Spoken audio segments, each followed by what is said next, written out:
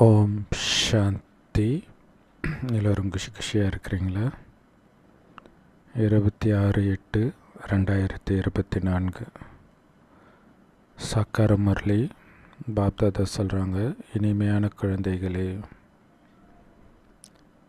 இருக்கிறதுலே மிக உயர்ந்த தந்தை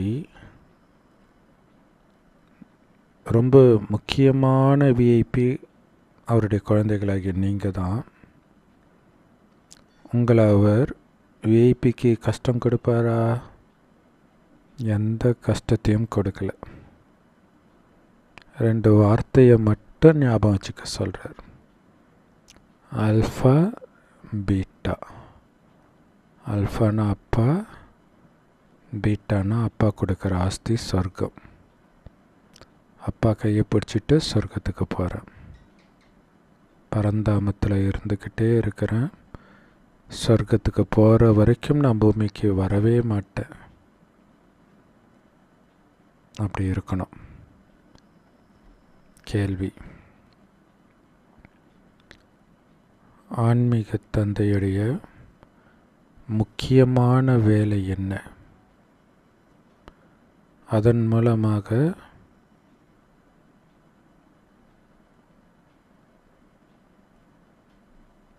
பாபாவுக்கே சுகம் கிடைக்கிது. ஸோ இதில் நேற்று முரளியில் பாபா சொன்னது ரொம்ப ரொம்ப சூப்பரான வரதானம். என்ன சொல்லியிருப்பார் அப்படின்னா, இந்த உலகத்தை மாற்றுற பொறுப்பு என்னது அப்படின்னு ஞாபகம் இருந்தால் அவங்களுக்கு சோம்பேறித்தனமோ அலட்சியத்தனமோ வராது. மாறாக ஊக்க உற்சாகம்தான் இருக்கும். பொறுப்பு இல்லைன்னா தான் அலட்சியம் வரும்னு சொன்னார். அந்த மாதிரி இந்த உலகத்தையே சொர்க்கமாக மாற்றுறது என்னுடைய பொறுப்பு.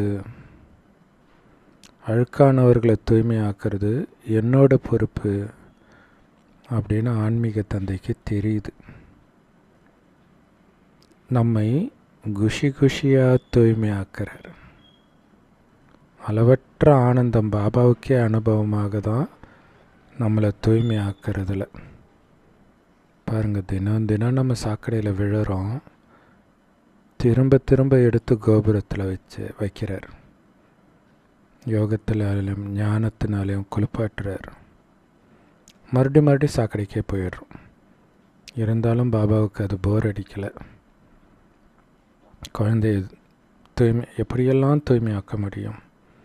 அன்பாக பேசி, சில சமயம் கொஞ்சம் எச்சரிக்கையும் கொடுத்து தூய்மையாக்கிறதுல அவ்வளோ சந்தோஷம் பாபாவுக்கு. ஏன்னா அவர் பிறந்ததன் நோக்கமே அதுதான். அவதார நோக்கம்னு சொல்லுவாங்க இல்லையா? முருகன் பத்மாசுரனை அழிக்கிறதுக்காக அவதரித்தார். ராமர் ராவணனை அழிக்கிறதுக்காக அவதரித்தார். இது எல்லாமே உண்மையில் பாபாவுடைய அவதார நோக்கம். ஏன்னா பாபா தான் இந்த அசுர குணத்திலிருந்து நம்மை விடுவிக்கிறார். நம்மை சதோ பிரதானமாக ஆக்குறார். ஏன்னா எல்லோரும் இப்போ வீட்டுக்கு போகணும். இந்த அழுக்கு தூக்கிட்டு போக முடியாது. சதோ பிரதானமானால் தான் போக முடியும். அதுக்கு தான் தூய்மையாக்குறார். அதுக்கு ஒரே ஒரு விஷயத்தை ஞாபகம் வச்சுக்க சொல்கிறார். நான் ஆத்மா, உடம்பு கிடையாது. இது சதா ஞாபகம் இருக்கட்டும். ஏன்னா இந்த பாடத்தின் மூலமாக தான் அப்பாவுடைய நினைவு உங்களுக்கு வரும். நான் ஒளிப்புள்ளின்னு நினைத்தாலே இதனுடைய ஒரே ஒரு அப்பா ஞாபகம் வந்துடும். உடம்புன்னு நினச்சா அதோடைய பல உறவுகள் தான் ஞாபகம் வரும். உடல் உறவுகள், உடல் உணர்வுகள், இதுதான் ஞாபகம் வரும். ஆனால் ஆத்மா நினைத்தால் ஆத்மாவின் உணர்வுகளான அன்பு, அமைதி, தூய்மை நிரந்தரமாக அனுபவமாகும். ஸோ இந்த பாடத்தின் மூலமாகத்தான் அப்பாவுடைய நினைவிலிருந்து நீங்கள் தூய்மையும் ஆவீங்க. ஸோ முதல் புள்ளி நான் ஆத்மா, ஒளிப்புள்ளி. அந்த ஒரு புள்ளியில் பரமாத்மா புள்ளி ஞாபகம் வந்துடும். நாடகத்திற்கு முற்றுப்புள்ளி வச்சுட்டு நான் இப்போ போகணும், அதில் தான் நமக்கு கவனம் இருக்கணும். கணக்கு முடிக்கணும். திட்டுறியா திட்டிக்கோ, அவமானப்படுத்துறியா படுத்திக்கோ, நான் சொர்க்கத்துக்கு போகணும், உன்னோட சண்டை போட எனக்கு நேரம் இல்லை. சண்டை போட்டால் என்ன ஆகும்? தேக உணர்வு வந்துடும். அதுக்கு தான் முற்றுப்புள்ளி வைக்க சொல்கிறார். ஏன் எப்படியெல்லாம் கேட்காத, சொர்க்கத்துக்கு போகணும். அதை நீ யோசிச்சுட்டு இருக்கிற நேரத்தில் பஸ்ஸை விட்டுருவ குழந்த, சொர்க்கத்துக்கு போக முடியாமல் போயிடும். ஓம் சாந்தி. ஆன்மீக தந்தை ஆன்மீக குழந்தைங்களுக்கு புரிய வைக்கிறார். அப்படின்னு என்ன அர்த்தம்? ஆத்மான்ற பாபா ஆத்மான்ற குழந்தைக்கு புரிய வைக்கிறார். ஆத்மான்ற உணர்வில் இருக்கிறீங்களான்னு அர்த்தம். ஸோ பாபா ஆத்மாவைத்தான் பார்த்துட்டு இருக்கிறார். ஒரு தடவையும் ஆத்மான்னு சொல்லலாம் கூட அவர் ஆத்மா கிட்டத்தான் பேசுகிறாருன்னு பாபா சொல்லுவார். அவருக்கு அது ஞாபகம் இருக்குது, ஆனால் நமக்கு ஞாபகம் இருக்குதா? அதனால் நம்ம இதுக்கு முன்னாடி முரளி 2 நாள் முன்னாடி எடுத்த மாதிரி ஆத்மா கிட்ட பாபா பேசுகிற மாதிரி முரளி எடுப்போம். பாபாவுக்கு ஆத்மாக்களாகிய குழந்தைங்களை தூய்மைப்படுத்துறதுல அவ்வளவு சந்தோஷம். அதனால தான் அவர் சொல்கிறார், பதித்த பாவன தந்தையை நினைவு பண்ணுங்க. அவர் தான் எல்லோருக்கும் சத்கதி கொடுக்குற வள்ளல், வேறு யாரும் கிடையாது. வேறு யாரை நினைத்தாலும் அழுக்கு தான் சேரும். அதனால் யாரையும் நினைக்காம பாபாவை மட்டும் நினைவு பண்ணுங்க. இந்த நேரத்தில் கண்டிப்பாக நம்ம வீட்டுக்கு போகணும் அப்படின்னு புரிஞ்சுக்கிட்டீங்க தானே ஆத்மாக்களே? ஸோ இன்னும் கேட்டால் இதை பரந்தாமத்தில் இருந்துக்கிட்டே கேட்குற மாதிரி நினைக்கலாம். அவ்வளோ பவர்ஃபுல்லாக இருக்கும் அப்படி கேட்கும்போது. பரந்தாமத்தில் இப்போ ஒரு ஆஃபீஸில் மீட்டிங் நடக்கிற மாதிரி எல்லா ஆத்மாவையும் கூப்பிட்டுருக்கிறார். மீட்டிங் நடக்குது, இதுக்கு பேரே சந்திப்பு திருவிழா தானே. ஸோ இப்போ விட்டால் நமக்கு வேறு எப்போவோ ஞாபகம் வராது நம்ம வீட்டுக்கு போகணும்ன்ட்டு. இப்போ தான் உண்மையிலே போகணும், இப்போ தான் புரிஞ்சிக்கவும் செய்கிறோம். ஸோ அதற்கு நீங்கள் முயற்சி பண்ணணும். என்ன முயற்சி பண்ணணும்? உடலை மறந்து ஆத்மான்ற உணர்வில் நிலை பெறணும். அதுதான் முயற்சி.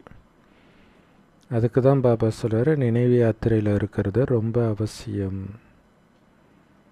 இல்லையா? போயிட்டு இருக்கிறோம், திருப்பதியிலையோ திருத்தணியிலையோ எங்கேயோ நீங்கள் வரிசையில் நின்றுட்டு இருக்கும்பொழுது தரிசனத்துக்காக நின்றுட்டு இருக்கிறன்றது உங்களுக்கு ஞாபகம் இருக்கும். அங்கே நின்றுட்டு இருக்கும்போது பக்கத்தில் இருக்கிறவங்க கூட பேசுவீங்க, ஜோக் அடிப்பீங்க, அவங்க ஊரை பற்றி விசாரிப்பீங்க. எல்லாம் இருந்தாலும் கொஞ்சம் கொஞ்சமாக என்ன கூட்டம் நவரவே மாட்டேங்குது. ஏன்னா அங்கே நீங்கள் போகணும், தரிசனம் அடையணும், ஞாபகம் இருந்துக்கிட்டே இருக்குது இல்லையா? அது மாதிரி இங்கே நான் சொர்க்கத்துக்கு போயிட்டு இருக்கிறேன்றது ஞாபகம் இருந்துக்கிட்டே இருக்கணும் எது செய்தாலும். ஏன்னா இந்த நினைவின் மூலமாக மட்டும்தான் தூய்மையாக முடியும். கூடவே படிக்கவும் செய்யணும். ஏன்னா தூய்மை ஆகும்பொழுது தான் இந்த படிப்பே முதல்ல புத்தியில் உட்காரும். படிப்பின் மூலமாக தான் நினைக்கிறதுக்கான எச்சரிக்கையும் கிடைக்குது. ஸோ இது இல்லாமல் அதுவும் இல்லை, அது இல்லாமல் இதுவும் இல்லை. முதல்ல ஆல்ஃபா, அதாவது அப்பாவை நினைவு செய்யுங்க.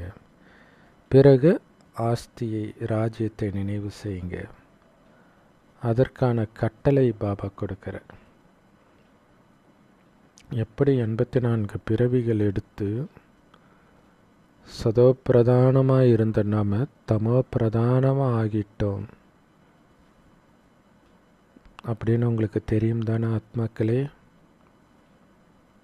ஆத்மா ஒரு உடம்பா கிருஷ்ணர் உடம்புக்குள்ளே போச்சு, சதோ பிரதானமாக போச்சு. அவரை விட்டு அடுத்த உடம்புக்கு வரும்போது கொஞ்சம் கலை குறைஞ்சிக்கிட்டே வருது, படிப்படியாக இறங்கி ஏணிப்படியில் இறங்கி வந்துடுச்சு.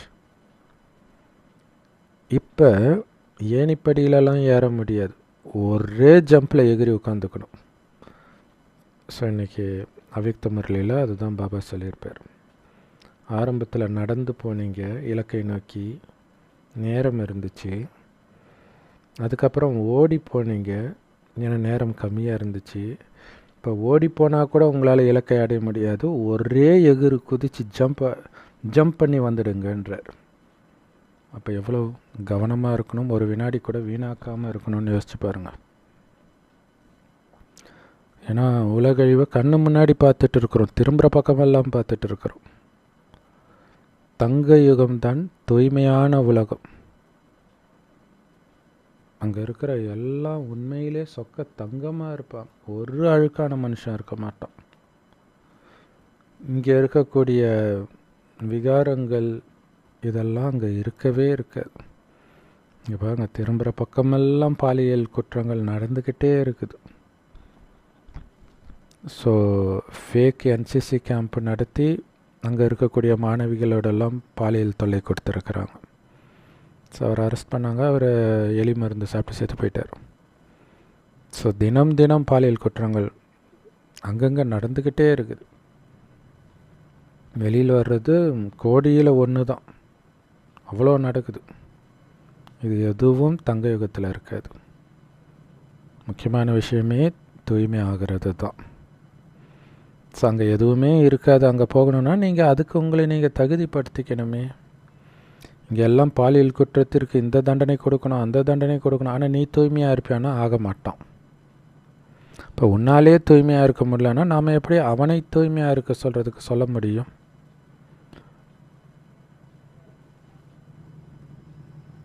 தூய்மையாகுங்கள். அப்போ தான் நீங்கள் புது உலகத்துக்கு போவீங்க, அந்த ராஜ்யத்தை அடையிறதுக்கு தகுதி உடையவராவீங்க. ஏன்னா அது தூய்மையான ராஜ்யம். தூய்மையான உலகத்தை ராஜ்யம் செய்யணும்னா நீங்கள் எவ்வளோ தூய்மையாக இருக்கணும்? எல்லோரும் தூய்மை ஆகிதான் தீரணும். நீங்களா ஆகுறீங்களா இல்லை பாபா ஆக்குவா? இல்லையா? கடைசியில் தண்டனை கிடைச்சா தானே தூய்மை ஆவீங்க. நாமளாக ஆகிறது தானே புத்திசாலித்தனம். ஏன்னா தூய்மை ஆகாமல் பரந்தாமத்துக்கே போக முடியாது. அடித்து உதச்சி பரந்தாமத்துக்கிட்டு போயிடுவார், ஆனால் சொர்க்கத்துக்கு வர மாட்டீங்க. ஏன்னா நீங்களே தூய்மை ஆகிறதுக்கான சக்தியை நிரப்பிக்கல. சொர்க்கத்தில் ஒருத்தர் கூட அழுக்கானவர் இருக்க மாட்டார். யாரெல்லாம் இப்போ சதோப்பிரதானம் ஆகிறதுக்கு முயற்சி பண்ணுறீங்களோ அவங்க தான் தூய்மையான உலகத்திற்கு எஜமானர்களாக ஆகிடுவாங்க. ஸோ முக்கியமான விஷயமே இதுதான். என்னது? அப்பாவுடைய நினைவில் இருந்து தூய்மையாகணும். கன்னிகாஸ்திரிகள் தூய்மையாக இருக்கிறாங்க, துறவிகள் தூய்மையாக இருக்கிறாங்க, யாரும் சொர்க்கத்துக்கு வர மாட்டாங்க. பாபாவின் வழிப்படி தூய்மையானவர்கள் தான் சொர்க்கத்துக்கு வருவாங்க. இதுதான் முக்கியமான விஷயம். பாபாவுடைய வழின்னா பாபாவுடைய நினைவில் இருந்து. ஸோ பாபா நினைவில் இருக்கும்போது தான் அந்த தூய்மையின் பலம் இருக்கும். அங்கே வலுக்கட்டாயமாக அவங்க தூய்மையாக இருக்கிறாங்க. திருமணமாகி கணவன் மனைவி ஒன்றா இருந்து தூய்மையாக இருப்பாங்களா? அந்த சக்தி இருக்குதா? ஸோ அந்த சக்தி வேணும்னா நினைவு யாத்திரையின் மூலமாகத்தான் ஆத்மாவுக்குள்ளே அந்த சக்தி நிரம்பும். அதைத்தான் சதோ பிரதானம்னு சொல்லப்படுது. பாபா ஒன்றும் உங்களை நிறைய முயற்சி பண்ண வைக்கலையே. கட்டுமையாக பட்டினி கடை, நெருப்பு மேலே நட, அப்படி இல்லாமல் பண்ணுறாரு. அடகு குத்துறது, கால்நடையாகவே இமயமலைக்கு போ, திருப்பதிக்கு போ, இப்படி இல்லாமல் சொல்கிறாரு. ஜஸ்ட்டு ஒன்று ஆத்மான்றது மட்டும் ஞாபகம் வச்சுக்கிட்டே இரு. உடம்புன்றது மறக்கிற அளவுக்கு நான் ஆத்மா, நான் ஆத்மா, ஆத்மா நான் பார்க்குறேன், ஆத்மா நான் பேசுகிறேன், அது சதா மனதில் ஓடிக்கிட்டே இருக்கணும். ஸோ அதனால தான் இதை திரும்ப திரும்ப சொல்கிறார். நீங்கள் உடம்பு கிடையாது, ஆத்மான்ற இந்த பாடத்தை உறுதியாக்குங்க. இவ்வளோதான். இதுலேயே எல்லாம் வந்துடும். ஆத்மானா ஆத்மாவுடைய அப்பா ஞாபகம் வரும், அப்பானா அவர் கொடுக்குற ஆஸ்தி ஞாபகம் வந்துடும். ஸோ விஐபிக்கள் எல்லோரும் அதிகமாக படிக்க மாட்டாங்க.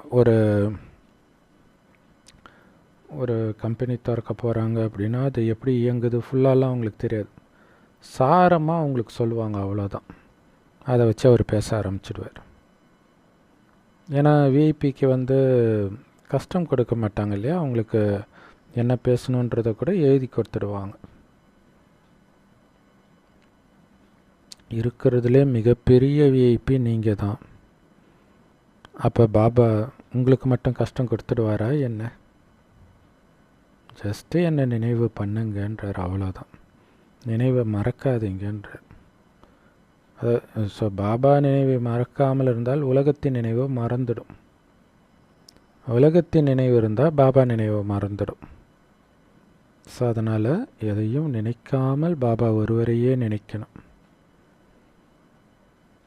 சதோ பிரதானமாக சத்தியுகத்தின் முதல் பிறவியில் இருந்த நீங்கள் தமோ பிரதானமாக ஆகிறதுக்கு எத்தனை ஜென்மம் எடுத்தது?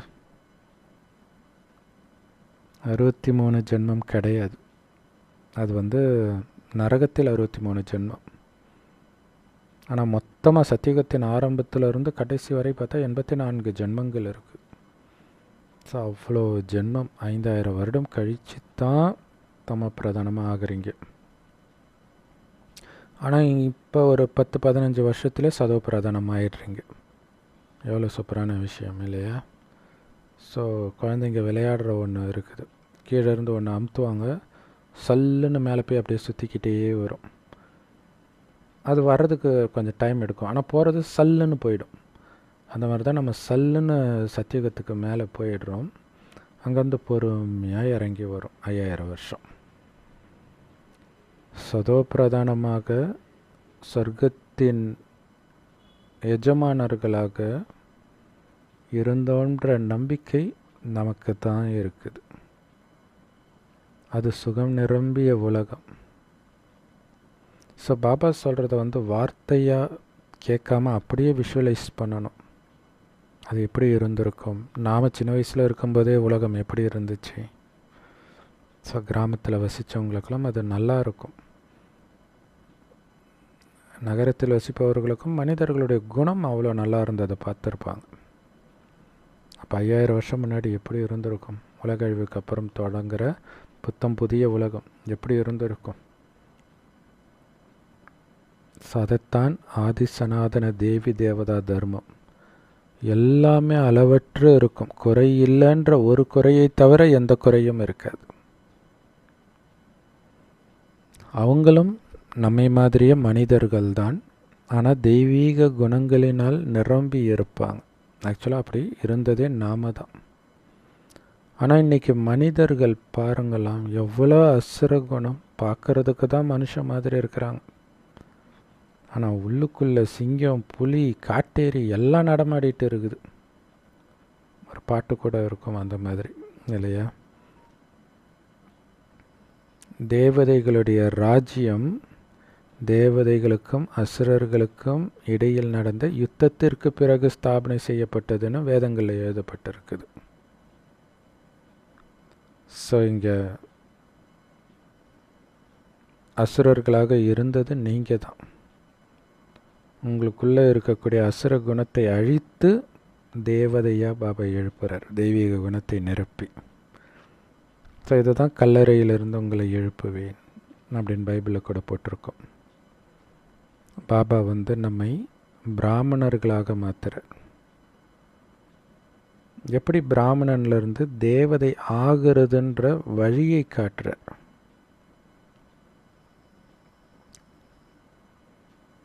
இல்லையா? ஃபஸ்ட்டு பிராமணன் ஆக்குறார் சூத்ரன்லேருந்து. ஸோ பிராமணன்னாலே பாபா கிட்ட படிக்கிறவன். அப்போ அந்த படிப்பு ஃபுல்லாக எதுக்கு? தேவதை ஆகிறதுக்கான படிப்பு. ஆனால் பிராமணன் ஆகாமல் அந்த படிப்பு படிக்கிறது இல்லை இல்லையா? ஆனால் அதுதான் பிராமணன் ஆகாதவர்கள் தேவதை ஆக முடியாதுன்னு சொல்லப்படுது. மற்றபடி அசுரர்களுக்கும் தேவதைகளுக்கும் ஸ்தூலமாக எந்த யுத்தமும் நடக்கலை. தேவதைகளுடைய தர்மம் அஹிம்சா பரமோ தர்மம்னு சொல்லுவாங்க. அதாவது அஹிம்சை தர்மம் மிக உயர்ந்த தர்மம், அதான் பரமோ தர்மம். தேவதைகள் ஒருபொழுதும் சண்டையிடுவதில்லை, அது போன்ற எண்ணம் கூட வராது. யாரை பற்றியும் தவறான, வீணான, எதிர்மறையான எண்ணங்கள், விகார எண்ணங்களே வராது. அப்புறம் எப்படி அங்கே வன்முறை இருக்கும்? எப்படி சத்தியுக தெய்வீக ராஜ்யத்தில் யுத்தம் நடக்கும்? என்ன சத்தியுகத்திலிருந்து தேவதைகள் இங்கே கலியுகத்தில் அசுரர்களோட சண்டை போடுறாங்களா? அல்லது இந்த கலியுகத்தின் அசுரர்கள் தான் சொர்க்கத்தில் போய் தேவதைகளோட சண்டை போடுவாங்களா? ரெண்டுமே சாத்தியம் கிடையாது. உலக அழிவுக்கு அப்புறம் தேவதை, உலக அழிவுக்கு முன்னாடி அசுரர்கள். எப்படி இவங்க அங்கே போக முடியும்? இப்போ உலகமே பழையதாக இருக்குது, ஆனால் சொர்க்கம் புத்தம் புதிய உலகம். அப்போ எப்படி யுத்தம் நடக்கும் ரெண்டு பேருக்கும் இடையில்? மனிதர்கள் பக்தி மார்க்கத்தில் எதையெல்லாம் கேட்டாங்களோ அத்தனைக்கும் சத்தியம் சத்தியம் சத்தியம்னு சொல்லிக்கிட்டே இருந்தாங்க.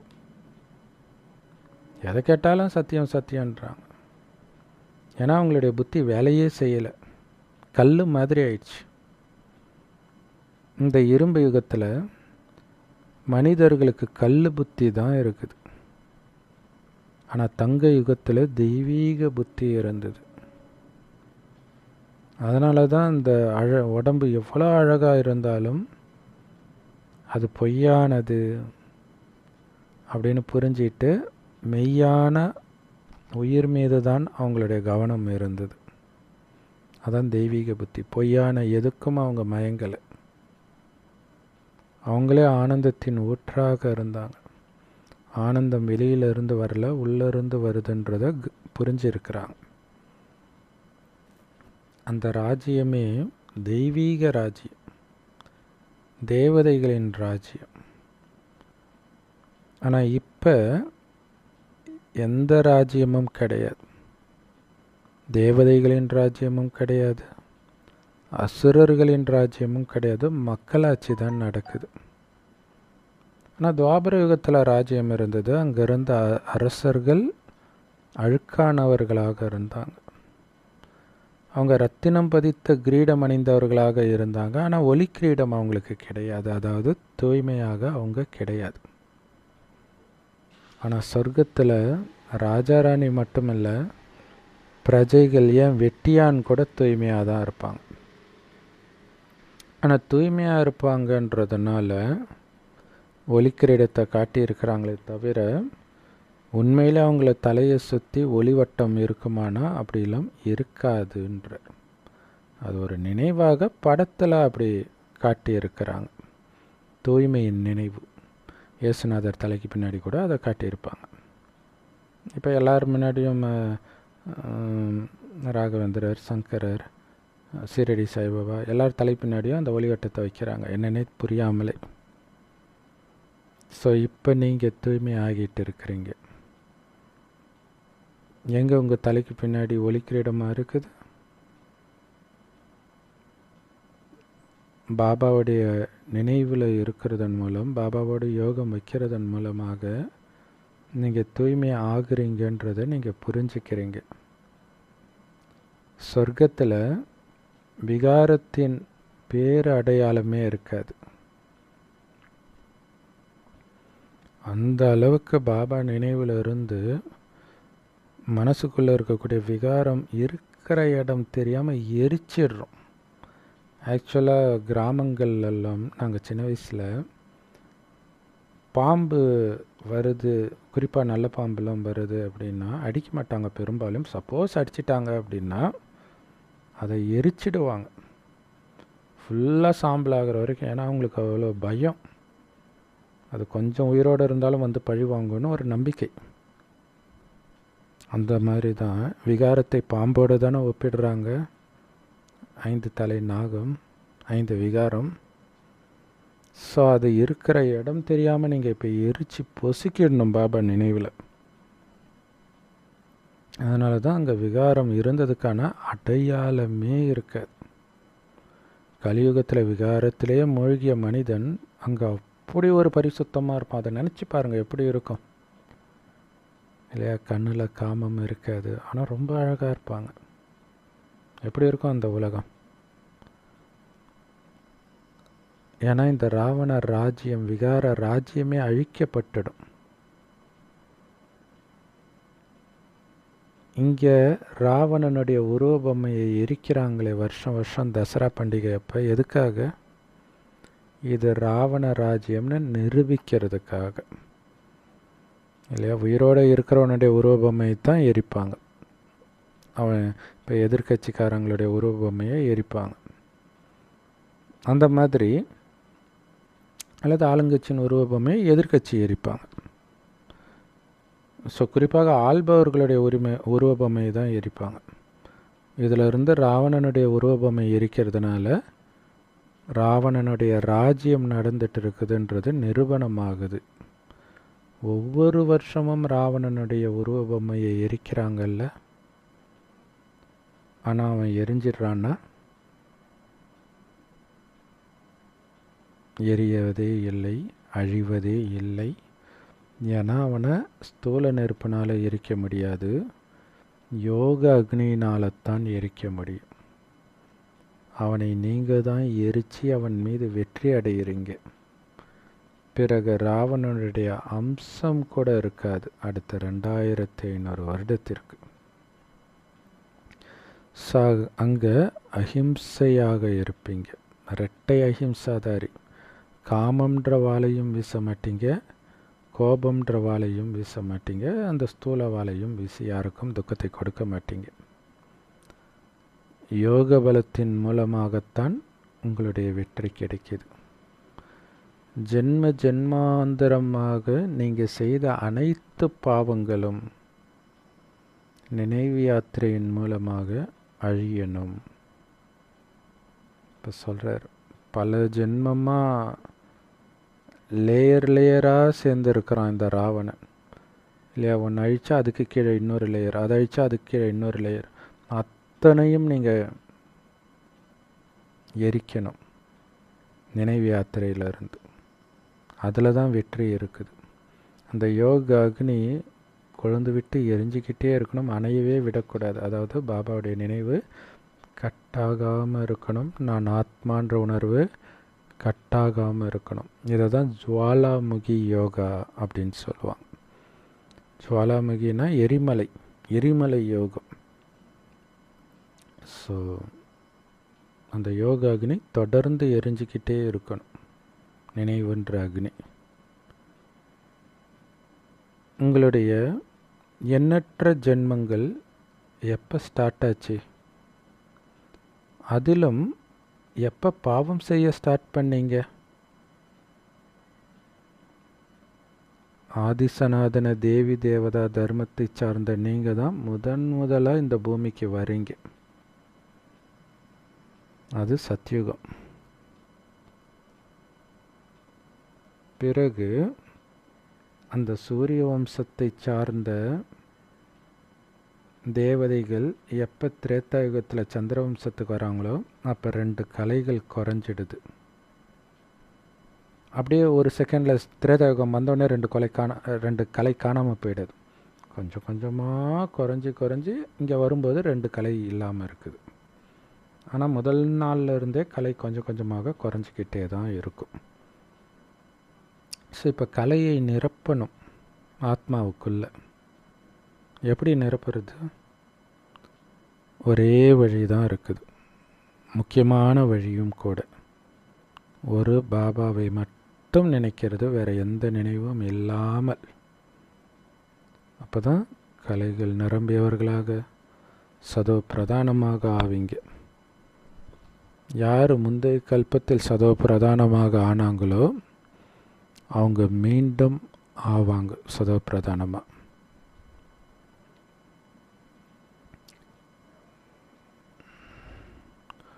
ஸோ அப்போ முந்தைய கல்பத்தில் யாரெல்லாம் சதோ பிரதானமாக ஆனாங்களோ அவங்க வந்துக்கிட்டே இருப்பாங்க. இந்த ஞானத்தை எடுத்து சதோ பிரதானமாக ஆகிறதுக்கான முயற்சி பண்ணிகிட்டே இருப்பாங்க.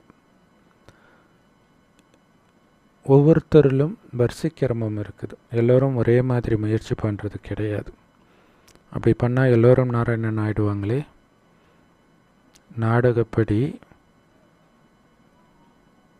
ஆத்மாக்கள் மேலிருந்து கீழே இறங்கும்போதே வரிசைக்கிரமமாகத்தான் இறங்கும். இந்த நாடகம் எவ்வளவு தனித்துவமாக இருக்குது பாருங்க. இதை புரிஞ்சுக்கிறதுக்கே உங்களுக்கு புத்தி வேணும்.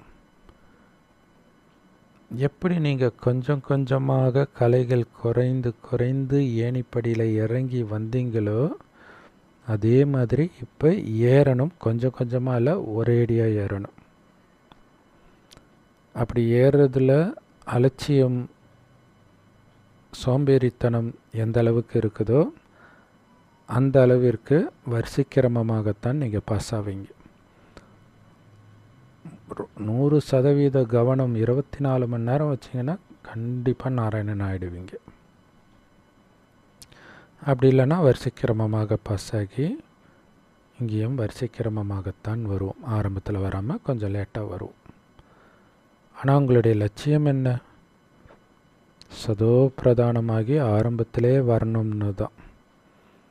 ஆனாலும் எல்லோரும் முழுசாக பாஸ் ஆகிறது கிடையாது. 100 மார்க்கு ஃபுல் மார்க்கு, அதுக்கு அடுத்தது பார்த்திங்கன்னா கொஞ்சம் கொஞ்சமாக 99, 98 இந்த மாதிரி மார்க்கெல்லாம் வாங்குகிறாங்க. ஆனால் நம்ம லட்சியம் என்ன? முழு மார்க் 100க்கு 100 வாங்கணும். அதுக்கு தான் பாபா ரொம்ப முயற்சி பண்ணணும் ஆத்மாக்களே அப்படின்னு சொல்கிறார். இந்த முயற்சி பண்ணுறதுல தான் அலட்சியத்தின் காரணமாக ஃபெயில் ஆகிடுறீங்க. மாயை வந்தவுடன் பயத்திலேயோ மயக்கத்திலேயோ முயற்சி பண்ணணுன்ற ஞாபகமே இல்லாமல் இருக்கிறீங்க, ஃபெயில் ஆகிடுறீங்க. மாயா வந்து சுட்டுட்டு போயிடுறான். சேவை செய்கிறது ரொம்ப ஈஸி. நீங்கள் எந்த அளவுக்கு மியூசியத்தில் இதை புரிய வைக்கிறீங்களோ அது சொல்லும் நீங்கள் எந்த அளவுக்கு இந்த ஞானத்தை படிச்சிருக்கிறீங்க அப்படின்ட்டு, புரிஞ்சிருக்கிறீங்கன்ட்டு. ஸோ தலைமை ஆசிரியர், அதாவது சென்டர் இன்சார்ஜ், அவங்க யாராவது கரெக்டாக புரிய வைக்கலைன்னு பார்த்தாங்க அப்படின்னா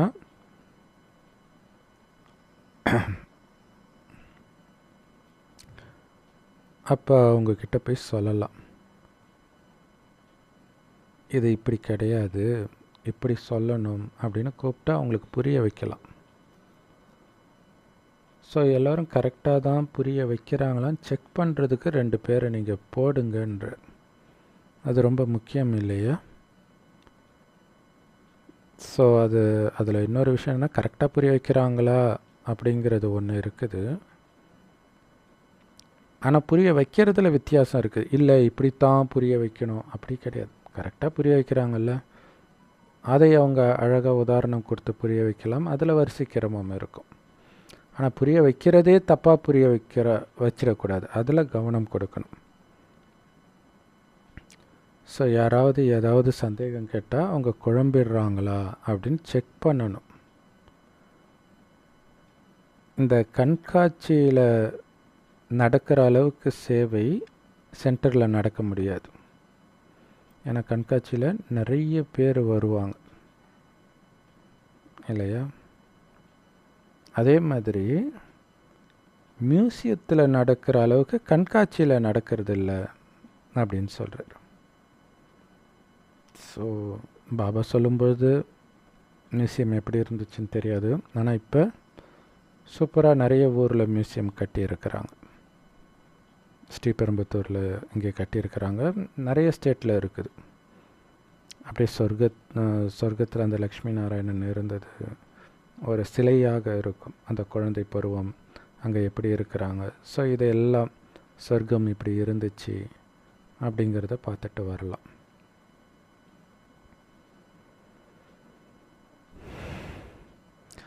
ஸோ அது வந்து ஆக்சுவலாக வேளாங்கண்ணியில் பார்த்திங்கன்னா எனக்கு இன்னும் ஞாபகம் இருக்குது. நான் ஆக்சுவலாக என்ன ஒரு 5ஆவதுக்குள்ளே 4, 5 அது வரைக்கும் தான் அந்த ஸ்கூலில் படித்தேன். 3, 4, 5. ஸோ இந்த வயதுக்குள்ளே எப்போயோ ஒரு தடவை எங்களை வேளாங்கண்ணி அழைச்சிட்டு போனாங்க. அப்போ அந்த ஊர் ஃபுல்லாக அந்த சிலை இருக்கும்.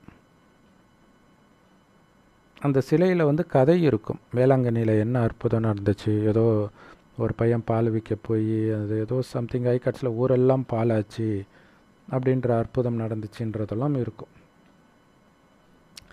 ஸோ அப்போ பாருங்களேன், இதை வந்து சும்மா சொல்லியிருந்தால் நமக்கு ஞாபகம் இருந்திருக்காது.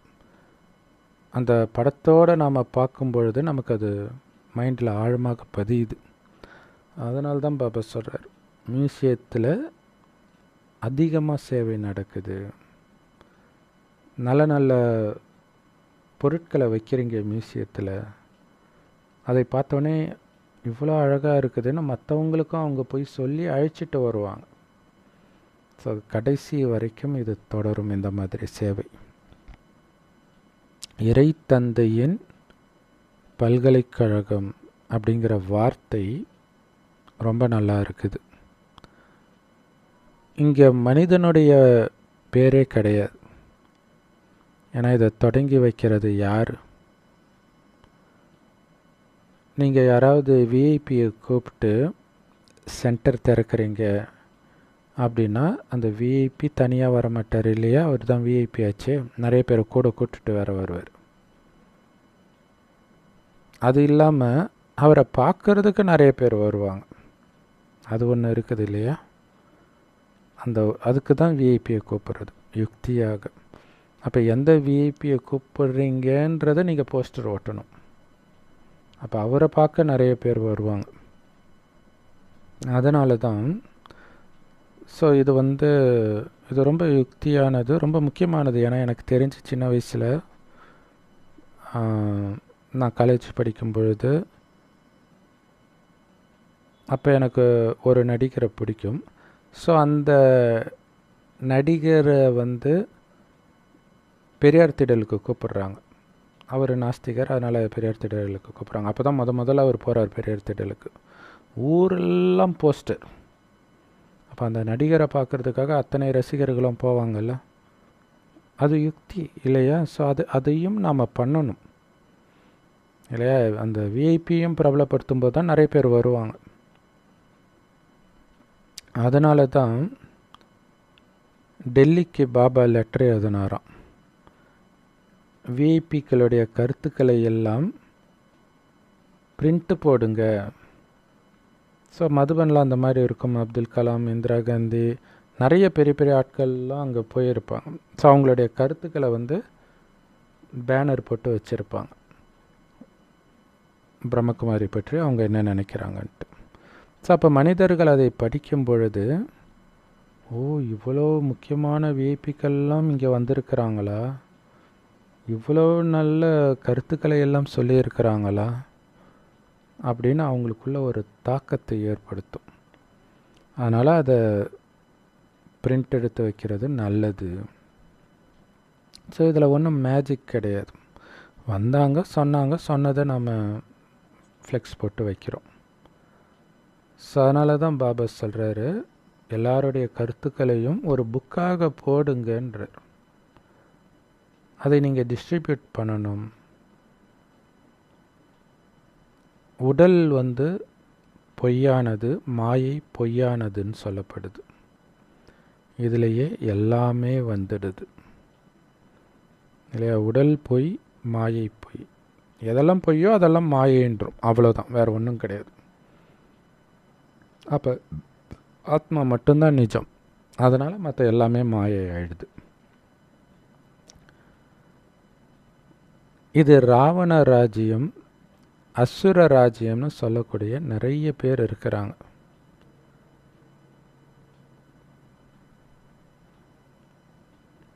ஸோ யார் ஆட்சி செய்கிறாங்களோ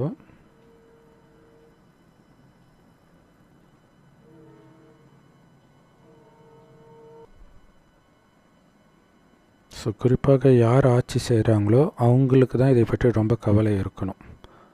ஆஹா, ராவண ராஜ்யத்தை நம்ம மாற்ற முடியாதே, அப்போ எல்லோரும் தூய்மை ஆக்கணுமே அப்படின்னு இருக்கணும். மனிதர்கள் எல்லோரும் அழுக்கான எங்களை தூய்மை ஆக்குங்கன்னு சொல்கிறாங்க. இதில் எல்லாமே வந்துடுது. இந்த அழுக்கு இல்லையா?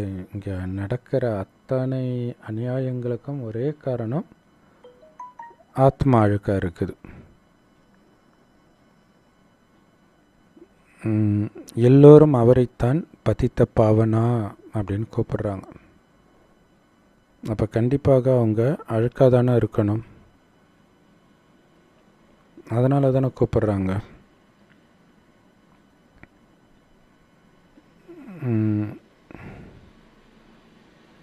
ரகுபதி ராகவ ராஜாராம் பதித்த பாவன சீதாராம்னு பாடுறாங்க. அப்படின்னால கூப்பிட்றாங்கன்னு அர்த்தம். அப்போ அவங்க அழுக்காக இருக்கிறாங்கன்னு தானே அர்த்தம்.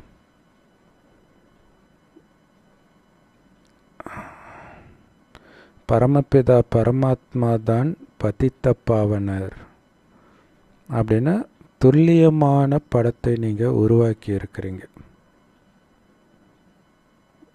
அதாவது பதித்த பாவனர் தந்தையா, அதாவது சிவபரமாத்மாவா, அல்லது நதிகளும் ஏரிகளுமா அப்படின்னு ஒரு படம் உருவாக்கி இருந்தாங்க அப்படி இருக்குது. அப்போ அதை கேட்குற அற்புதமாக உருவாக்கி இருக்கிறீங்க. அம்ரித்சரில் ஒரு குளம் இருக்குது. அங்கே எல்லா தண்ணியும் அழுக்காக இருக்கும்.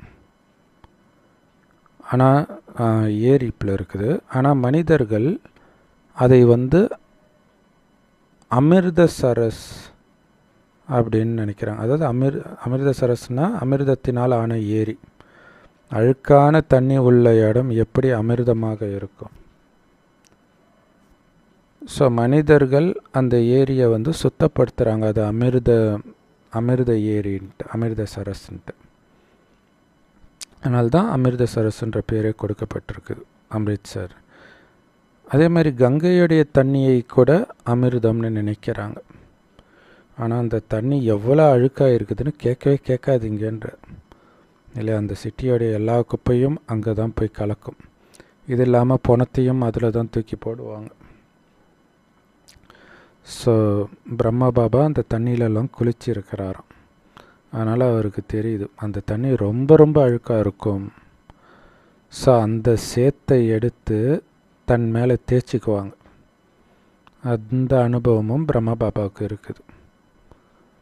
அதனால தான் சிவபாபா அனுபவமுள்ள வயதான சரீரத்தை எடுத்திருக்கிறார். அப்போ தானே இந்த உதாரணத்தை எல்லாம் சொல்ல முடியும்.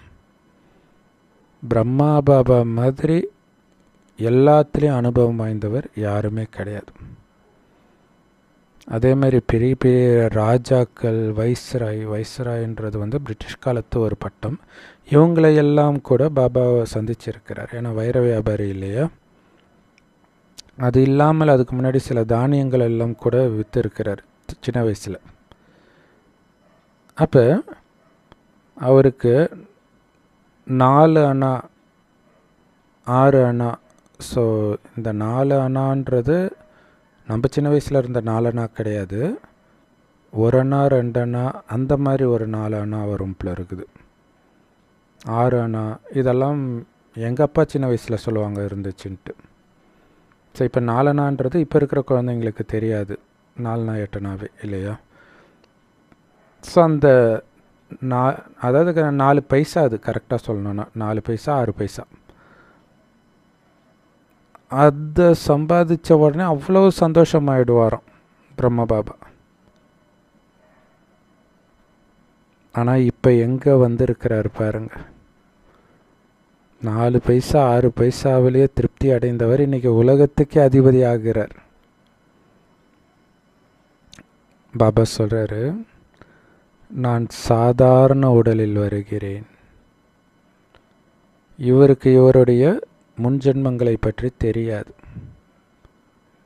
பாபா தான் புரிய வைக்கிறார். உலகத்தை ஆண்ட அதிபதி ஸ்ரீ நாராயணன் தன்னுடைய கடைசி ஜென்மத்தில் ஒரு கிராமத்து சிறுவனாக மாறுறான் 84 பிறவி எடுத்த பிறகு.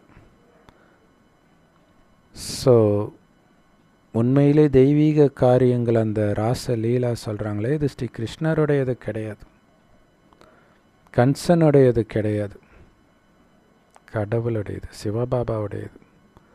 அவர் தான் சொல்கிறார், நாராயணனாக இருந்த நீ, அளவற்ற செல்வம் நிரம்பியவனாக இருந்த நீ, இப்போ மீண்டும் உன்னை நான் அப்படி மாற்றுறேன், நான் சொல்கிறத அப்படியே ஃபாலோ பண்ணுன்ற.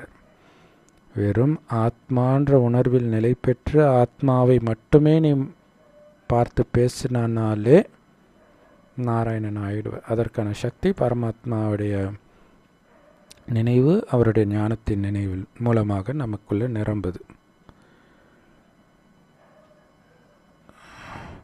மற்றபடி வெண்ணெய் பானையை உடைக்கிறது, இப்படியெல்லாம் ஸ்ரீகிருஷ்ணரை பற்றி தப்பான கதைகளை சொல்லிட்டாங்க.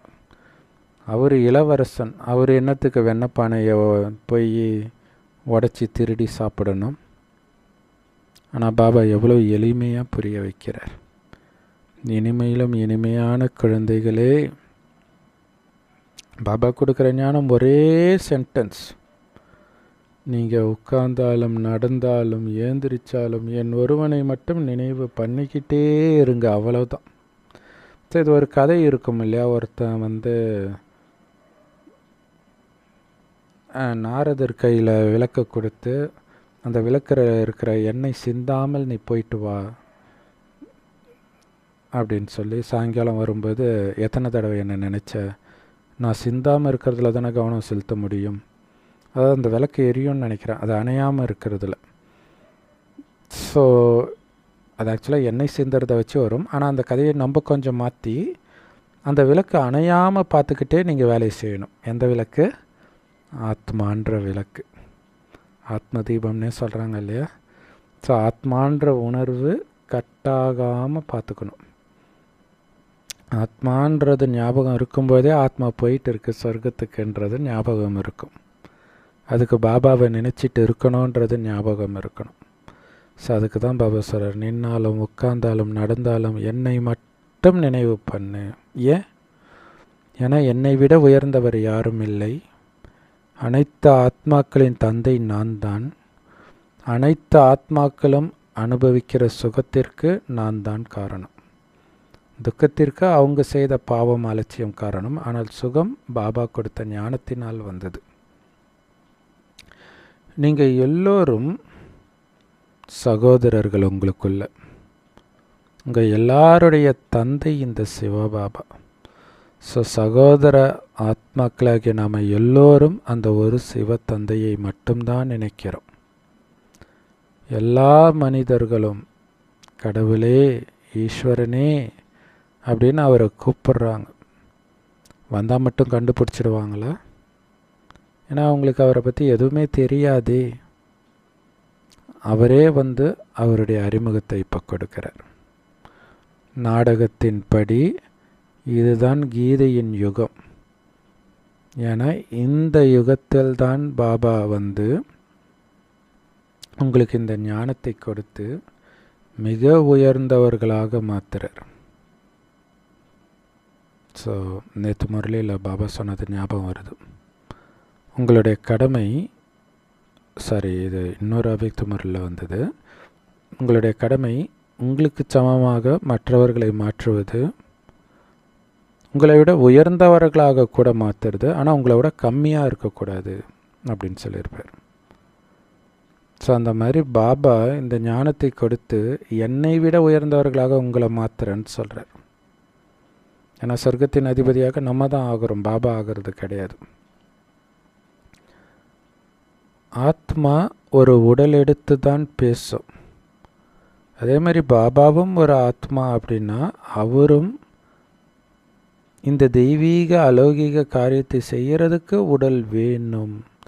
ஏன்னா இந்த ஞானத்தை கொடுப்பதன் மூலமாக தான் சொர்க்கமாக மாற்றுறாரு, நம்மை தேவதையாக மாற்றுறாரு. அப்போ அவருக்கு வாய் வேணும் இல்லை? உடலே இல்லாதவருக்கு வாய் எப்படி கிடைக்கும்?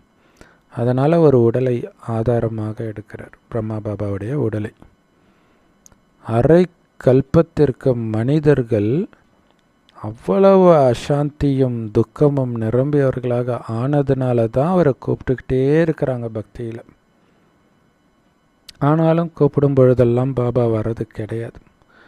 ஒரே தடவை தான் வர்றார், இந்த சங்கமத்தில் தான் வர்றார். இப்போ கூப்பிட்டிங்கன்னா அடுத்த செகண்டே வந்துடுவார். ஆனால் இதுக்கு முன்னாடி கூப்பிடும்பொழுது அவர் வரல, ஏன்னா அவருடைய பார்ட்டு இந்த பூமியில் கிடையாது அப்போ. ஸோ நீங்கள் உங்களுடைய பாகங்களை திரும்ப திரும்ப ஒவ்வொரு கல்பத்திலும் அதே மாதிரி நடிச்சிட்டு இருக்கிறீங்க. தேவதா தர்மத்தை தான் ஆதி சனாதன தர்மம் அப்படின்னு சொல்கிறோம். ஆரம்பத்திலே தோன்றியது, அழிவற்றது. ஆனால் அதோடைய அஸ்திவாரம் இப்போ இல்லை இல்லையா? இந்த தர்மத்திலேருந்து மற்ற தர்மங்கள் வருது. இஸ்லாமிய தர்மம், புத்த தர்மம், கிறிஸ்தவ தர்மம்னு வருது. அதெல்லாம் கிளைகள். ஆனால் மெயின் தண்டு இப்போ இல்லை. ஆனால் அவங்க இருந்ததுக்கான அடையாளமாக சிலைகள் இருக்குது கோயிலில். அவங்கள போய் வணங்குறாங்கன்னா என்ன அர்த்தம்? வணக்கத்திற்குரியவர்களாக அவங்க இருந்திருக்கிறாங்க. அதனால தான் பாபா சொல்கிறாரு, நீங்களும் இந்த லக்ஷ்மி நாராயணன் மாதிரி ஆகணும் குழந்தைகளே.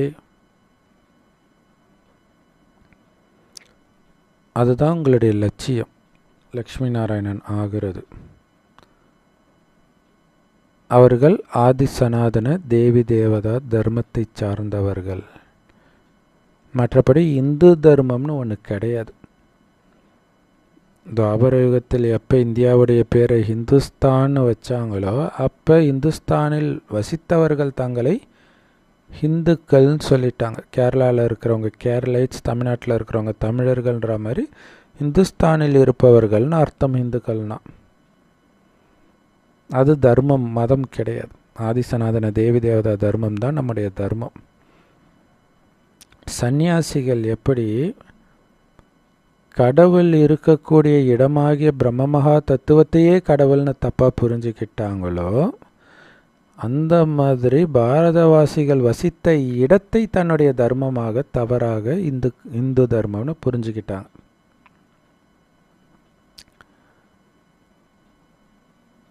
ஹிந்து தர்மம் ஆதி சனாதன தேவி தேவதா தர்மம் கிடையாது. இந்துக்கள் தேவதைகளுடைய சிலை முன்னாடி போய் நின்று தலை வணங்குறாங்க. இல்லை, இந்து தர்மமும் தேவதை தர்மமும் ஒன்றுன்னு சொல்ல முடியாதுன்ற. இந்து தர்மம்னு ஒன்று கிடையாது, அது வேறு விஷயம். தேவதை தர்மம் தான் இந்து தர்மமாக மாறுது. ஆனாலும் இந்து தர்மம் தேவதை தர்மம் கிடையாது. ஏன்? தேவதை தர்மம் எப்படி இருந்ததோ அந்த தர்மம் இல்லையே, அந்த தூய்மை இல்லையே. ஆனால் தான் தேவதைகள் காமத்தில் ஈடுபடுற மாதிரி ஆபாச சிலைகள்லாம் சில கோயில்களில் இருக்கும். தேவதைகள் எப்படி இறங்கி வராங்க அப்படின்னு குறிக்கிறதுக்காக. இந்துக்கள் தேவதைகளின் சிலைகளுக்கு முன்னாடி போய் வணங்குறாங்க.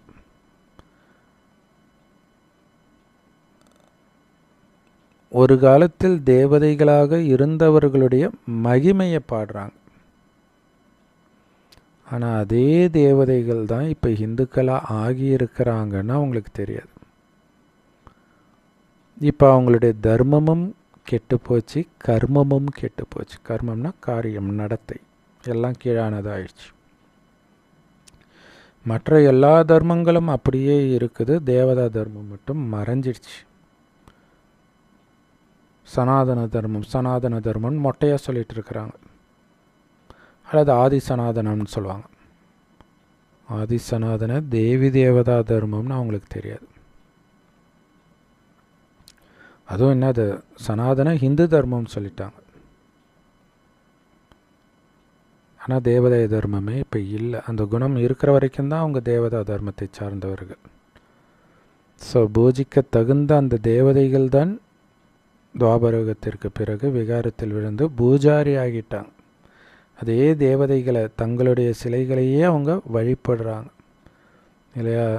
அப்படி பூஜைக்குரியவராக இருந்தேனே, இப்போ தலை குனிஞ்சு நிற்கிறேனேன்ற மாதிரி வருது. ஸோ அவர்களுக்கு நிறைய புரிய வைக்க வேண்டியது இருக்குது. அதேமாதிரி ஸ்ரீ கிருஷ்ணரை பற்றியும் நாம் புரிய வைக்கணும். அவர் தங்க யுகத்துடைய முதல் இளவரசர். 84 பிறவிகள் அவரில் இருந்து தான் தொடங்குது. முழுசாக 84 பிறவி எடுத்தது முழு ஆயுள்னா அது அவர் மட்டும்தான். ஏன்னா அவர் பிறக்கும்போது தான் அந்த கணக்கே வருது. சொர்க்கத்தில் பிறந்த முதல் குழந்தை ஸ்ரீ கிருஷ்ணர். அவர் அரியணை ஏறும்பொழுது தான் 1ஆம் தேதி சத்தியுகம், முழு சத்தியுகம்னு சொல்ல முடியும். ஸோ அதனால தான் அவரிலிருந்து தான் தொடங்குது 84 ஜென்ம கணக்கே. பாபா சொல்கிறாரு, இவருடைய பல ஜென்மங்களின் கடைசி ஜென்மத்தின் இறுதி நேரத்தில் நான் பிரவேசிக்கிறேன். அதனால் கண்டிப்பாக பாபா இவருடைய கணக்கை சொல்லுவார். இந்த லக்ஷ்மி நாராயணன் தான் நம்பர் 1 ஆகுறாங்க. ஆனால் அப்படி நம்பர் 1ஆக இருந்த அதே லக்ஷ்மி நாராயணன் கலியுகத்தின் இறுதியில் கடைசி நம்பரில் வந்துடுறாங்க.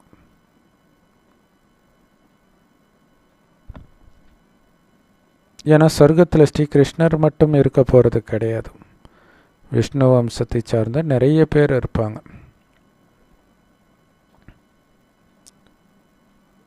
ஸோ இதெல்லாம் நீங்கள் நல்லா தெரிஞ்சிருக்கிறீங்க.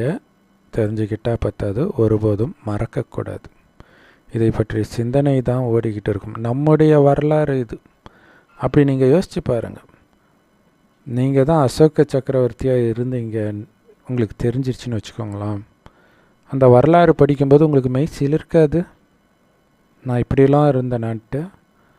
அப்போ ஏன் தேவதைகளாக நீங்கள் தான் இருந்தீங்க, உங்களுடைய வரலாறு பாபா சொல்லும்போது ஏன் அந்த மெய் சிலிர்ப்பு ஏற்படலை?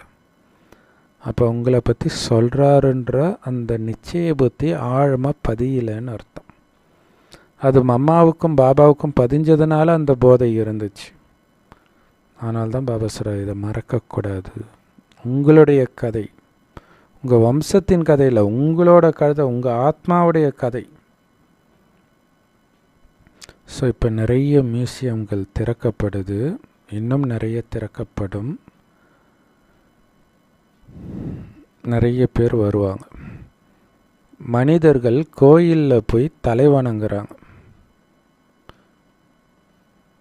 ஸோ இது ரொம்ப முக்கியமான விஷயம் இல்லையா? இந்த சிவராத்திரி அப்போ ஈஷா யோகாக்காரங்க வந்து மண்டபத்தை பிடிச்சி நைட்டெல்லாம் அங்கே வெள்ளியங்கிரி மலையில் அவங்க கொண்டாடுறதெல்லாம் போடுவாங்க. ஆனால் உண்மையிலே சிவராத்திரி கொண்டாட வேண்டியது நாம தான். நாம் அந்த மாதிரி மண்டபத்தை பிடிச்சி இந்த ஞானத்தை கொடுக்குறோமா வித்தியாசமான வகையில்? யோசிக்கணும் இல்லையா? சும்மா ஜோதிலிங்கம் வச்சாலே வந்து பார்ப்பாங்களே. ஏன்னா சிவராத்திரி கண்ணு முடிச்சு சிவன் கோயிலை சுற்றிட்டு இருப்பாங்க. அப்போ இத்தனை லிங்கம் இருக்குதுன்னா ஏன் வரமாட்டாங்க? மனிதர்கள் கோயிலில் போய் தலை வணங்குறாங்க, தேவதைகள் முன்னாடி போய். பக்தர்கள் உங்ககிட்ட வந்து லக்ஷ்மி நாராயணன் படத்தை பார்க்கும் பொழுது அது முன்னாடி காசு வைக்கிறாங்க. நீங்கள் சொல்கிறீங்க, இங்கே இவங்க முன்னாடி காசு வைக்கிற விஷயம் கிடையாதுங்க, இது புரிஞ்சிக்கிற விஷயம். அப்படி இருந்தது நீங்கன்னு புரிஞ்சிக்கிற விஷயம். நீங்கள் சிவன் கோயிலுக்கு இப்போ போகிறீங்க அப்படின்னா அங்கே காசு வச்சுட்டு வந்துடுவீங்களா? பாபா குழந்தைங்களை கேட்குறாரு. சிவன் கோயிலுக்கு போகிறது காசு வச்சுட்டு வர்றதுக்கு போகிறீங்க, புரிய வைக்கிறதுக்கு போகிறீங்க. ஏன்னா எல்லாருடைய வரலாறும் உங்களுக்கு தெரியும். சிவபாபாவுடைய வரலாறு, தேவதைகளுடைய வரலாறு, நிறைய கோயில்கள் இருக்குது. எந்த கோயிலில் போய் நீங்கள் சிலையை பார்த்தாலும் அதோடைய ரகசியத்தை உங்களால் கண்டுபிடிக்க முடியும். அதை வைத்து புரிய வைக்கலாம், கோயிலை வச்சே புரிய வைக்கலாம். எந்த கோயிலில் பார்த்தாலும் கோபுரத்தில், சின்ன சின்ன கோயில்களில் பார்த்தீங்கன்னா இப்போ விஷ்ணு கோயில்னால் விஷ்ணு உட்காந்துட்ருப்பார் நடுவில் கோபுரத்துலேயே, பக்கத்தில் 2 பெண் தேவதைகள் உட்காந்துட்ருப்பாங்க. அதுக்கும் பக்கத்தில் பார்த்திங்கன்னா சாமரம் வீசுவாங்க பெண்கள். அவ்வளோதான், முழு ஞானம் வந்துடுச்சு. எப்படி இவங்க ஆனாங்க? சிவனை நினைத்து ஆத்ம உணர்வில் வந்து ஆனாங்க. ஸோ நிறைய கோயில்கள் இருந்தாலும் முக்கியமானது சிவன் ஆலயம். சிவன் கோயிலில் மட்டும் ஏன் மற்ற தேவதைகளுடைய சிலை இருக்குது? இது ரொம்ப யோசிக்க வேண்டிய விஷயம் இல்லையா? விஷ்ணு கோயிலில் விஷ்ணு சிலை தான் இருக்கும், ராமர் கோயிலில் ராமர் சிலை தான் இருக்கும், அம்மன் கோயிலில் அம்மன் சிலை தான் இருக்கும். சிவன் கோயிலில் மட்டும்தான் எல்லாருடைய சிலையும் இருக்கும். ஏன்னா சிவபாபா இங்கே வரும்பொழுது எல்லா தேவதை ஆக போகிறவங்களும் இங்கே இருக்கிறோம். ஏன்னா பாபா தனியாக வர்றதில்லை. அதனால தான் பாபா அப்பான்னு சொல்கிறோம், குடும்பம்னு சொல்கிறோம். ஸோ ஆனால் இவங்க என்ன பண்ணிடுறாங்க அப்படின்னா, ஒரு சாமிக்கு முன்னாடியும் காசு வைக்கிறாங்க, உண்டியில் வைக்கிறாங்க. அப்படின்னா அந்த உண்டியில் காசு போட்டாங்கன்னா என்ன ஆகிடுது? பூசாரிக்கு வருமானம் ஆகிடுது. ஆனால் இப்போ அதை அரசுடைமை ஆக்கிட்டாங்க இல்லையா? ஸோ அரசாங்கத்துக்கு போயிடுது. ஸோ அப்போ அதை வந்து சிவனாலயம்னு சொல்ல முடியுமா, அல்லது சிவனுடைய குடும்பத்தின் ஆலயம்னு சொல்ல முடியுமா? ஏன்னா இங்கே குடும்பத்தை பாபா உருவாக்குறார். சிவன் தனியாக இருக்கிறது கிடையாது. அதனால தான் சிவன் கோயிலில் எல்லா தேவதைகளுடைய சிலையும் இருக்குது. ஸோ உண்மையிலே குடும்பம் தேவதைகளுடையது கிடையாது. பிராமணர்களாகிய உங்களுடைய குடும்பம் தான் அங்கே தேவதைகளுடைய சிலையை வச்சுட்டாங்க. ஏன்னா பிராமணர்கள் சிலை வச்சா அவங்க அதை நாயன்மார், ஆழ்வார் அப்படி புரிஞ்சுக்குவாங்க, சிவனடியார்னு புரிஞ்சுக்குவாங்க. ஸோ சாலி கிராமங்கள் தான் சிவனுடைய குடும்பம். இது தஞ்சாவூர் கோயிலில் இருக்கும், நிறைய வடநாட்டு கோயில்கள் எல்லாம் இருக்கும். என்னென்னா பெரிய சிவலிங்கம் இருக்கும், அதை சுற்றி சின்ன சிவலிங்கம் இருக்கும், அதெல்லாம் சாலி கிராமம். அது பரந்தாமத்தில் பாபா புள்ளியாக இருக்கார், நாமளும் புள்ளியாக இருக்கிறோம்ல, அதோடைய நினைவாகவும் எடுத்துக்கலாம். அல்லது இப்போ பாபா சிவபாபா உடம்பில் புரிய வைக்கும்பொழுது நாம் ஆத்ம உணர்வில் கேட்குறோம் இல்லையா, அந்த பரமாத்மா சொல்கிறாருன்ற நினைவில் கேட்குறோம் இல்லையா, உங்களுடைய கவனம் அந்த ஜோதியில் இருக்குது. அந்த ஜோதியுடைய நினைவு தான் லிங்கம். உங்களையும் ஜோதியாக உணர்றீங்க, அதோடைய நினைவு தான் சாலிகிராமம். அந்த சாலிகிராமம் தான் சிவபாபாவுடைய குடும்பம். ஸோ பிறகு நாம் சகோதர சகோதரிகள் கொண்ட குடும்பமாக மாறுறோம். முதல்ல நீங்கள் சகோதரர்கள் தான் இல்லையா? சாலிகிராமமாக இருக்கும்போது சகோதரர்கள், அதுதான் அங்கே முக்கியமான விஷயம். அப்படின்னா என்ன அர்த்தம்? ஆத்ம உணர்வில் பாபா அப்பா, சிவபாபா அப்பாவை நினைக்கும்போது ஆத்மா எல்லாமே சிவபாபாவுக்கு ஆண் குழந்தைங்க, அதனால் சகோதரர்கள். பிறகு உடல் உணர்வுக்கு வரும்போது சகோதர சகோதரிகள், வேறு எந்த உணர்வும் கிடையாது. மெயினாக சகோதர சகோதரர்கள்னே பாருங்கள், சகோதரி கூட ஏமாத்திடுதுன்னு பாபா சொல்வார்.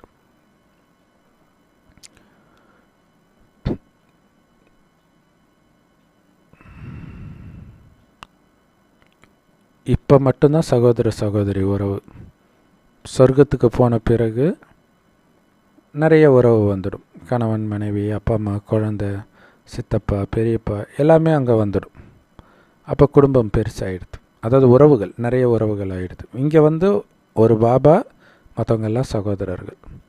இதுதான் பெரிய குடும்பம். ஆனால் உறவுகள் ஒரே உறவு தானே, எல்லாருமே சகோதர சகோதரர்கள். சொர்க்கத்தில் திருமணமும் நடக்கும். ஸோ அப்போ அதன் மூலமாக 2 குடும்பம் வேறு சேருது. அப்போ குடும்பம் இன்னும் விருத்தி அடையுது, வளர்ச்சி அடையுது. நாம் நம்ம இனிமையான பரந்தாம வீட்டில் இருக்கும்போது அது அமைதியான வீடு, சாந்தி தாமம். அங்கே சகோதர ஆத்மாக்களாகிய நாமும் ஒரு பாபாவும் மட்டும் இருப்போம். அங்கே உடம்பெல்லாம் கிடையாது பரந்தாமத்தில். ஸோ அப்போ அங்கே எல்லாம் சகோதரர்கள் தான். இங்கே தான் பிரஜாபிதாவின் குழந்தையாகிறீங்க, அதாவது பிரம்மபாபாவுடைய குழந்தையாகிறீங்க. அதனால் நீங்கள் சகோதர சகோதரி ஆகிறீங்க. மற்றபடி உங்களுக்குள்ளே வேறு எந்த உறவும் கிடையாது. அதனால தான் இந்த குடும்பம் மிக உயர்ந்த குடும்பம், பிராமணர்கள் மிக உயர்ந்தவர்கள்னு சொல்கிறது. பிறகு ராவண ராஜ்யத்தில் இன்னும் வளர்ச்சி அதிகமாகுது இல்லை? ஏன்னா சொர்க்கத்தில் 2 குழந்தை தான் பிறக்கும். முதல்ல ஒரு ஆண் குழந்தை, அப்புறம் ஒரு பெண் குழந்தை. ராவண ராஜ்யம் நரகத்தில் வரும்போது குழந்தைகள் நிறைய பிறக்க ஆரம்பிக்குது. ஏன்னா அங்கே யோக பலத்தில் பிறந்ததுனால அது கரெக்டாக இருந்துச்சு. இவங்க விகாரத்தில் விழும்போதெல்லாம் குழந்தை உருவாகிட்டே இருக்குது. ஒரு விதத்தில் அது விகாரத்தை தடுப்பதற்காக.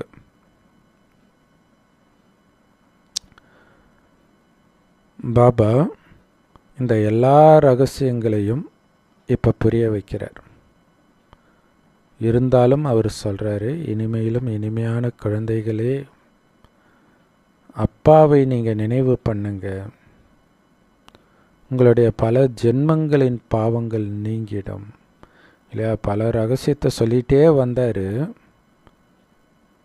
ஆனாலும் சாரம் என்ன? ஒரு அப்பாவுடைய நினைவிலேயே இருங்க, உங்களுடைய பல ஜென்மத்தின் பாவம் நீங்கிடும். ஸோ மற்ற எதுவும் புரியாட்டினாலும் இதை மறந்துடாதீங்கன்றார். மற்றபடி முரளி படிக்கிறதுனால பாவம் அழியாது. ஆனால் படித்ததை நினைப்பதனால் பாவம் அழியும். அதை சிந்தனை செய்வதால் பாவம் அழியும். பாபா நினைவில் மூழ்கி இருப்பதால் பாவம் அழியும். அந்த லக்ஷ்மி நாராயணன் ஆகணுன்ற அந்த லட்சியத்தை நினைக்கும்போது பாவம் அழியும். அவங்களுடைய குணம் எப்படியெல்லாம் இருக்கும்னு சிந்தனை பண்ண அந்த குணத்தை எடுத்துகிட்டு வர முயற்சி பண்ண பாவம் அழியும். மற்றபடி சும்மா ஒரு நாலேஜ் மாதிரி படிக்கிறதுனால பாவம் அழியாது. ஸோ பாபாவுடைய நினைவிலேயே மூழ்கி இருக்கிறது தான் இங்கே முக்கியமான விஷயமே. நல்லது. ஸோ நிறைய ரகசியத்தை சொன்ன அன்பான பாப்தாதாவுக்கு அன்பு நினைவுகள் மற்றும் காலை வணக்கம். முழு மார்க்கோட பாஸ் ஆகணும் அப்படின்னா உங்களுடைய புத்தியை சதோப்பிரதானமாக தெய்வீகமாக ஆக்குங்கள். இல்லையா? ஆத்மா தான் தெரியணும், உடலே தெரியக்கூடாது. பரமாத்மாவுடைய நினைவு கட்டே ஆகக்கூடாது. அப்போ தான் சதோப்பிரதானமாக தெய்வீகமாக நம்ம புத்தி மாறும். அப்போ தான் மாயா வைக்கிற 5 விகார பரீட்சையில் ஃபெயில் ஆகாமல், விகார அக்னியில் எரியாமல், சீதை மாதிரி அக்னி பரீட்சையில் பாஸ் ஆகி வெளில வருவீங்க. ஸோ உங்களுடைய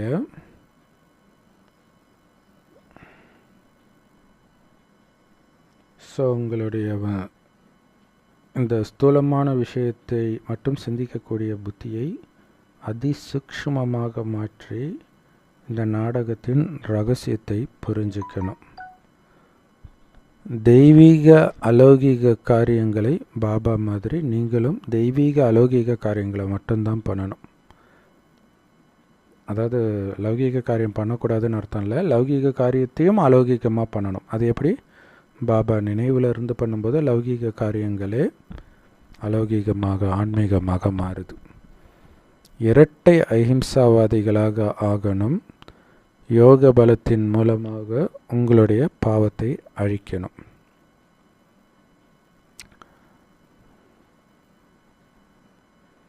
சமசூப்பரான வரதானம் ஸ்லோகன் பாபா சொல்கிறாரு, கர்மத்திற்கும் யோகத்திற்கும் சமநிலை வைத்து ஆசீர்வாதங்களை அனுபவம் செய்யக்கூடிய கர்மயோகி ஆகுங்கள். அதுக்கு விளக்கம், யாருடைய ஒவ்வொரு காரியமும் யோகயுக்தாக இருக்குதோ அவங்க தான் கர்மயோகின்றார். யோகயுக்தனா என்ன அர்த்தம்னா, யோகம் கட்டாகாமல் பார்த்துக்கிறது காரியம் செய்யும் பொழுது, அவங்க தான் கர்மயோகி. ஸோ கர்மயோகி ஆத்மா தான் செய்கிற கர்மத்திற்கும் யோகத்திற்கும் சமநிலை வைப்பார். அப்படியே கர்மத்திலே அவருடைய புத்தி போயிடாது. சும்மா உட்காந்து யோகத்திலேயே இருக்க மாட்டார், கர்மாவே செய்யாமல். ரெண்டும் அட் எ டைமில் நடந்துட்டு இருக்கும். அவங்க தான் கர்மயோகி. ஏன்னா பாபா சொல்லியிருக்காரு, யோகா தனியாக சேவை தனியாக செய்கிறதுக்கான நேரமெல்லாம் எப்பயோ போயிடுச்சு. இப்போ ரெண்டும் அட் எ டைமில் நடக்கணுன்றார். ஏன்னா அவ்வளோ சேவையும் செய்ய வேண்டியது இருக்குது.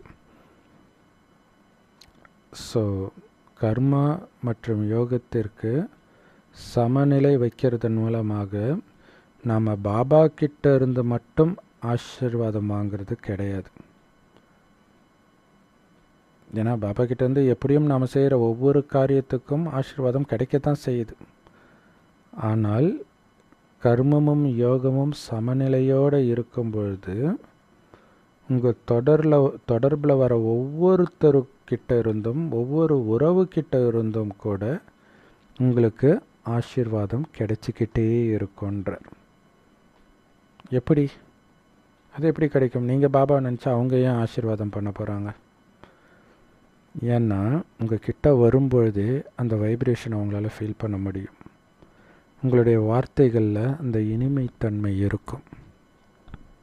அவங்களுடைய மனதில் உள்ள குழப்பம், வீண் எண்ணம், விகார எண்ணம் கூட இல்லாமல் போயிடும். உங்கள் கிட்ட வரும்போதே அவங்களுக்கு நல்ல எண்ணங்கள் வர ஆரம்பிக்கும். ஆச்சரியமாக இருக்கும். ஸோ யாராவது ஒரு நல்ல விஷயம் பண்ணால் தானாகவே அந்த நபருக்கும் உங்களுடைய இதயத்திலிருந்து ஆசீர்வாதம் வெளிப்படும். ஏன்னா அவங்க செய்த காரியம் அவ்வளோ நல்லா இருந்தது.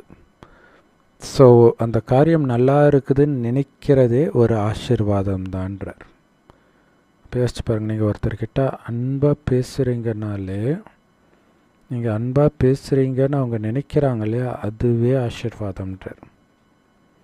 ஸோ அப்போ ஒருத்தர் நம்மக்கிட்ட பேசுகிறதே ஆசீர்வாதம் வாங்கிறதுக்கான ஒரு வாய்ப்பு.